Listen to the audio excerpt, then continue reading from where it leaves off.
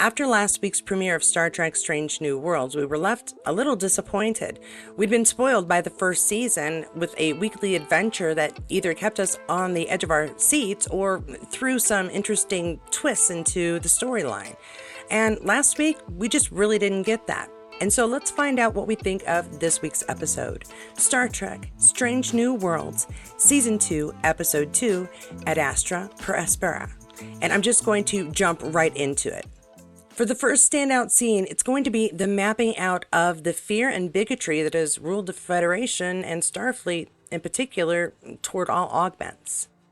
Yeah, so the opening statement of Nira Katara is basically laying out how bigotry towards augments ever since the war has ruled Starfleet's treatment of them. This is difficult for us because we tend to think of Starfleet and the Federation as infallible and as seeing all as ready for and equal to every opportunity that is bestowed to them. However, augments get a completely different treatment. And to see it from the Illyrian perspective was something new. We find out that on Una's home planet, Federation planet, it was perfectly allowed and all right for certain people to be treated badly because of their augment status. Illyrians had slurs, were turned down for service, and eventually government-sanctioned segregation was just a way of life. This is a side of Starfleet that we don't really look at, and honestly, we haven't looked at it from that perspective. And so this scene pointing out the bigotry in Starfleet gets my first pick for our list on standout scenes. Now for my second pick, it's going to be La'an revealing that she feels she could be the one responsible for Una being on trial in the first place. This revelation was unexpected, and when she suspects that her words may have been what caused everything, she goes to inspect and find out if it's possible for someone to have gotten a hold of her logs. I thought it was a nice touch to prove that Uhura, growing into her station, just simply wouldn't allow La'an to even try to access personal logs of anyone because she's a mentor, because she's a friend, and she wouldn't want her to get in trouble, and she wouldn't think that Una would want her to go this route to earn her freedom either. I really liked the addition of Nira comforting La'an and telling her that the augments that she inherited do not tell her what type of person she's going to be. She is good, she is ill, depending on who she decides she's going to be. And I think we can all agree, La'an, fairly superior human being. And not because she has inherited traits. Now when it comes to the third pick for my standout scenes, it's all on Una. Her testimony was gripping, and not only that, it was very emotional. She tells us about the life she had as a child, the difficulties, the fear, and ultimately the escape.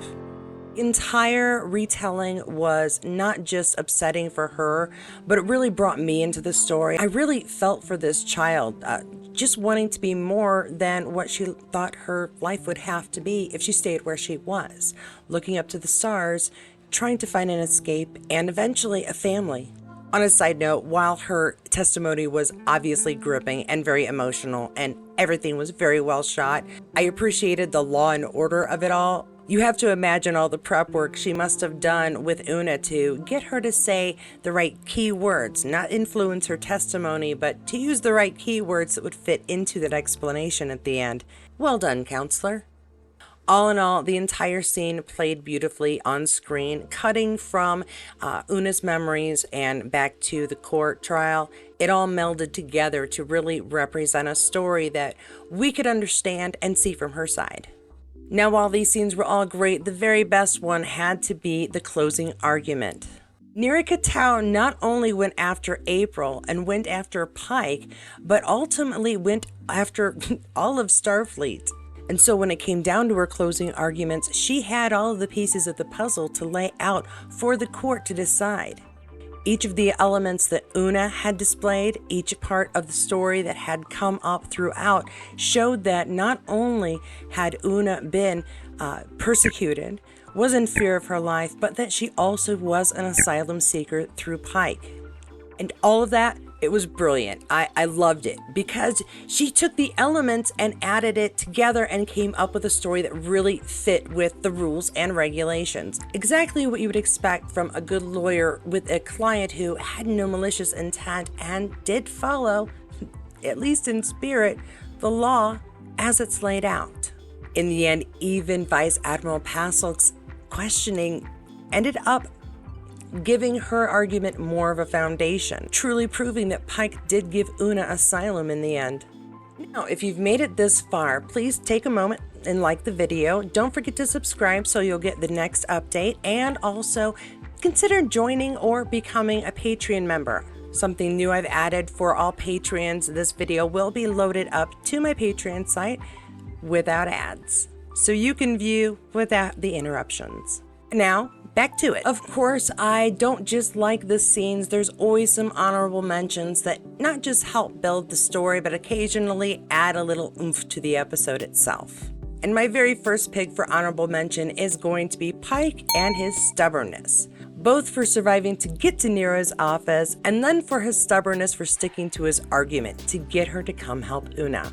That is the kind of friend and commanding officer you really want behind you, helping you out. He was not giving up. My second honorable mention, not a big moment, but it was really good, and that is going to be Spock making a scene. Or to be more precise, M'Benga and Erica's commentary on the situation. I loved Erica's little reenactment of what their discussion must be about, and yet M'Benga is able to tell this is not a friendly time for either of the Vulcans. And I really enjoyed his apology at the end, not only because, well, of course he's going to apologize, he doesn't want to be stared at for making such a scene, but the reaction of M'Benga and Erica, of course, we won't tell anyone. Another nice addition to the episode were the peanut gallery scenes, those scenes where the crew not testifying could watch the court proceedings. We got to see little asides and reactions, and although there wasn't a lot of dialogue there, it was nice to see that the crew was following their comrade intently, as they hoped to find out a positive outcome. Also, you could tell throughout those scenes that Pike was heavily invested and really wanted to be a part, and it was difficult for him to be on the sidelines while others were able to talk about what a great officer Una was. And my final nod to the episode is going to be the court scenes. There was a lot of respect given when remaking something we'd all seen in the original series, or at least most of us have probably seen in the original series. Star Trek is known for its court scenes. The original series did have a look and a theme of way things were run at that time. And so to see the more modern look of the building maybe, but still see the proceedings the same, even that little recording tape, it was a straight throwback from the original series. I really liked the way it was cut together. The camera didn't jump around haphazardly, but it gave us a view of everyone in the proceedings. We saw the full court, whether it was the prosecution's reaction, the defense asking a question, or if it was the judges, for lack of a better term. We got reactions from everyone there, timed very well. Not only that, but when Una's crew are giving testimony themselves, I really enjoyed the way those answers were cut together as well. But of course, the highlight is the deep dark secret of Una's, her love for Gilbert and Sullivan, which I love that they threw in because, I mean, it's just so rare in a Starfleet officer. And his fist be ever ready for a knockdown blow. Now, some of the other discoveries throughout this episode thrown in were great because we did learn so much more about Una's past. We learned her best friend, her best childhood friend, grew up to be an attorney. And of course, we learn about the loss of Neera's cousin at a young age as well. It's easy to see how Una's life was affected just by her surroundings, not just by her family, but by the treatment of the people who were around her. And knowing that it would be difficult to be defended if she was in danger, at least at home. And of course, in the end, Una is back where she should be, on the bridge, or at least she's heading that way. We see her transported back to the Enterprise, having won her case and greeted by her friends. Now, one little piece of trivia for you, according to Memory Alpha. Yeah, Nurse Chapel is in the episode. We see her a few times in the peanut gallery, but Not one line is uttered by the actress throughout the episode, just in case there's a trivia question sometime in the future. And next week, we do expect to be back to our weekly adventure out exploring the universe and probably getting into some trouble. But at least now they're under management of a full crew. This was a great episode. So much better than last week. I think a big part of it was much more emotional. While last week had its humorous and adventurous moments, there were just some things that it missed. There was just something more to this episode. Even though we really knew Una would be coming back, she's in the trailer, but they really did paint themselves into a corner when it came to proving her innocence of the charges. She, of course, is Illyrian. She, of course, did lie on her application, and she continued to do so while in Starfleet. Not only that, but by the end of Vice Admiral Passalk's tirade, even Pike looked like he could be brought up on charges. So I think what made this episode really wonderful in the end was the twist in how Una's case was won. That added with the new perspective on Starfleet, and by extension the Federation, also provided more interest and an unexpected layer to the episode, if not the universe of Trek.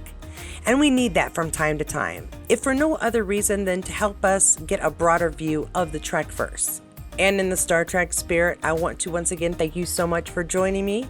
And if you'd like more information and Trek content, please check out one of these videos and I'll see you there.